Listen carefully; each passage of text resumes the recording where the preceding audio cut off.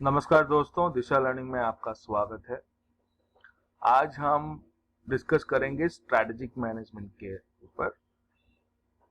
Strategic management बहुत important subject है MBA के लिए और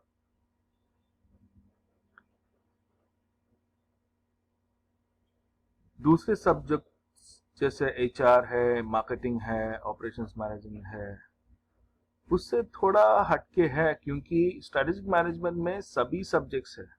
एचआर भी है, मार्केटिंग भी है, ऑपरेशंस मैनेजमेंट और फाइनेंस सब इंक्लूडेड है स्ट्रैटेजिक मैनेजमेंट में।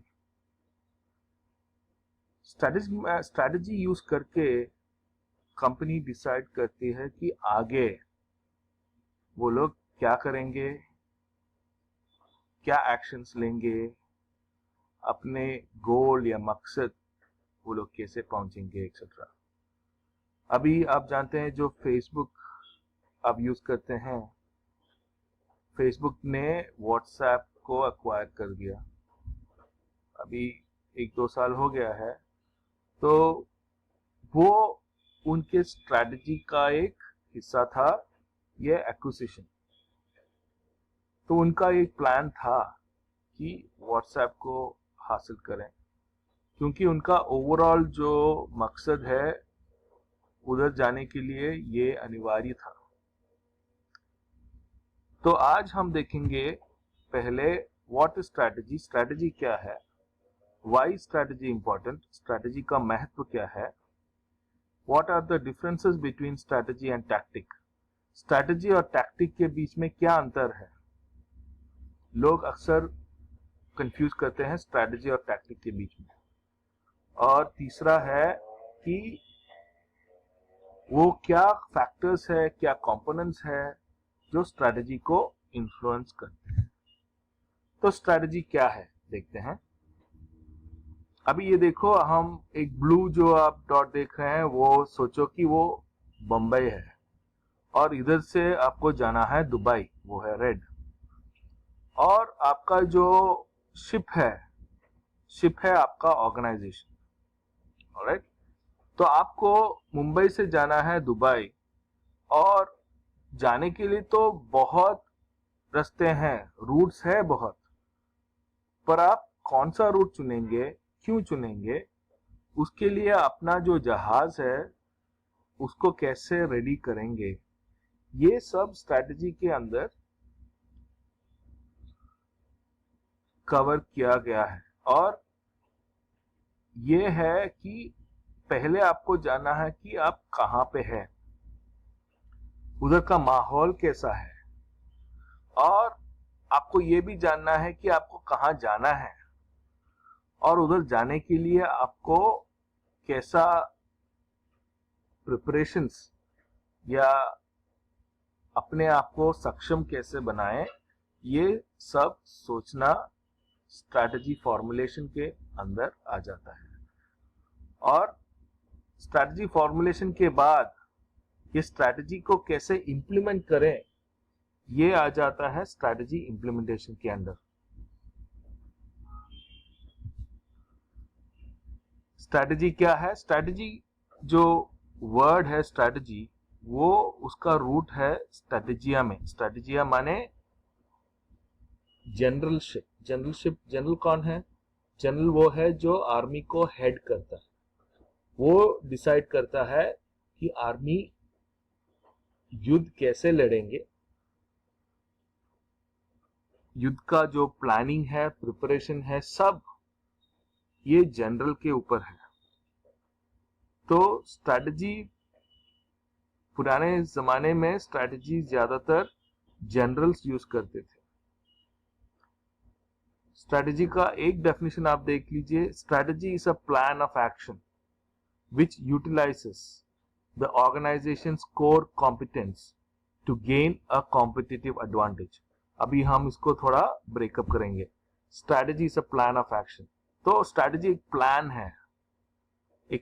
है, एक सेट ऑफ डिसीजंस है जो कंपनी के सक्षमता, कोर कॉम्पिटेंस माने सक्षमता, जो अंदरूनी सक्षमता है उसका उपयोग करके मार्केट में कॉम्पिटिटिव एडवांटेज, कंपटीशन के बीच में अपने आप को आगे ले जा सकें।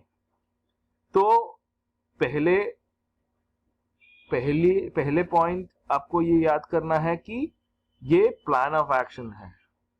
ये प्लान है, जो एक डिसीजन है जो आप इंप्लीमेंट करना चाहते हैं, एक प्लान। तो प्लान बनाना बहुत इंपॉर्टेंट है। प्लान कैसे बनाएंगे? प्लान बनाएंगे हम ये तय करके पहले कि हमारा जो स्ट्रेंथ्स है वो क्या है। तो उसको बोलते हैं सक्षमता या कॉम्पिटेंस। और ये कॉम्पिटेंस यूज करके हम अपने जो कॉम्पिटिटर्स है मार्केट में, उनसे आगे कैसे निकल जाएं। तो ये दो वर्ड है, कोर कॉम्पिटेंस और कॉम्पिटिटिव एडवांटेज। कोर कॉम्पिटेंस के मतलब अपना जो स्ट्रेंथ्स है, अपना अंदरूनी जो सक्षमता है, जो ऑर्गेनाइजेशन जानते हैं अपने बारे में। और कॉम्पिटिटिव एडवांटेज है कंपटीशन के आगे निकलना और कंपटीशन के एक स्टेप आगे रहना।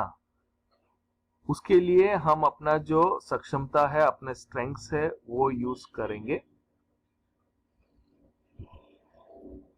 तो ये सक्षमता जो हम बात कर रहे हैं, कोर कॉम्पिटेंस,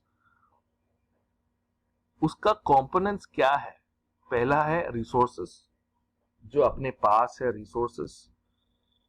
दूसरा है कैपेबिलिटीज। तो ये जानने के लिए मैं एक एग्जांपल बोल लेता हूं। 313 बीसी में Sikandar, Alexander the great, Darius, king Darius जो पर्शिया का सबसे पावरफुल किंग था, उसको ललकारा। और अलेक्जेंडर ने उसको युद्ध में हरा के अपना नाम अलेक्जेंडर द ग्रेट बना दिया।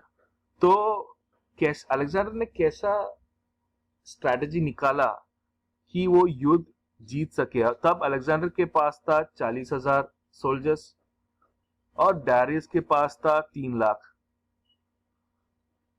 तो इतना बड़ा आर्मी को हराने के लिए अलेक्जेंडर ने क्या स्ट्रैटेजी बनाया? अलेक्जेंडर ने स्ट्रैटेजी ये निकाला कि डायरेक्टली किंग डारियस पे आक्रमण करके उसको युद्ध भूमि से निकाल दिया। उसके लिए उसने अपना स्ट्रैटेजी पूरा बना दिया। उसने आर्मी को एक तरफ कर दिया डारियस के, और डारियस को अकेला बना दिया और डायरेक्टली डारियस पे हमला कर दिया। तो अलेक्जेंडर ने अपना जो कोर कॉम्पिटेंस है, उसका जो टैलेंट है, उसका जो प्लानिंग एबिलिटी है, और उनके जो सोल्जर्स, तो सोल्जर्स, अलेक्जेंडर के सोल्जर्स तो बहुत मोटिवेटेड थे। वो अलेक्जेंडर के लीडरशिप पे विश्वास करते थे और अलेक्जेंडर और अपने देश के लिए कुछ भी करने के लिए रेडी थे। पर डारियस के जो आर्मी थे, उसमें जो सोल्जर्स थे वो पर्शिया के ही नहीं थे, दूसरे राज्यों से भी थे। तो उनका उतना मोटिवेशन नहीं था रहा डारियस को प्रोटेक्ट करना या युद्ध जीतना। वो लोग सिर्फ उधर थे और ये युद्ध खत्म होने के लिए वेट कर रहे थे वापस अपने घर जाने के लिए। तो अलेक्जेंडर का कोर कॉम्पिटेंस या कोर सक्षमता उनका लीडरशिप और उनके जो साथी सोल्जर्स थे वो था।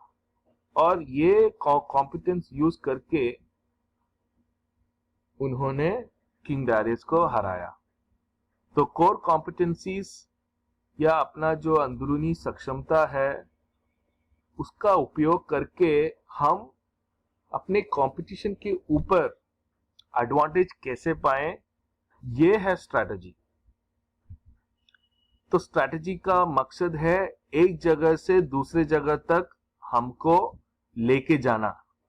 तो हम जानते हैं कि हम इधर है, एक साइड में ये एक ब्रिज जैसा है, एक साइड में हम हैं, हम इधर से दूसरी तरफ पहुंचना चाहते हैं और उसके बीच में जो आप ब्रिज देख रहे हैं वो है। तो स्ट्रैटेजी के उपयोग करते हैं हम जिधर है उधर से हम जिधर जाना चाहते हैं उधर पहुंचना, अपना मकसद हासिल करना। तो ये है स्ट्रैटेजी। आगे हम देखेंगे स्ट्रैटेजी का जो मॉडल्स है, जो कॉन्सेप्ट्स है, उसका उपयोग हम स्ट्रैटेजी के फॉर्मुलेशन में कैसे करते हैं।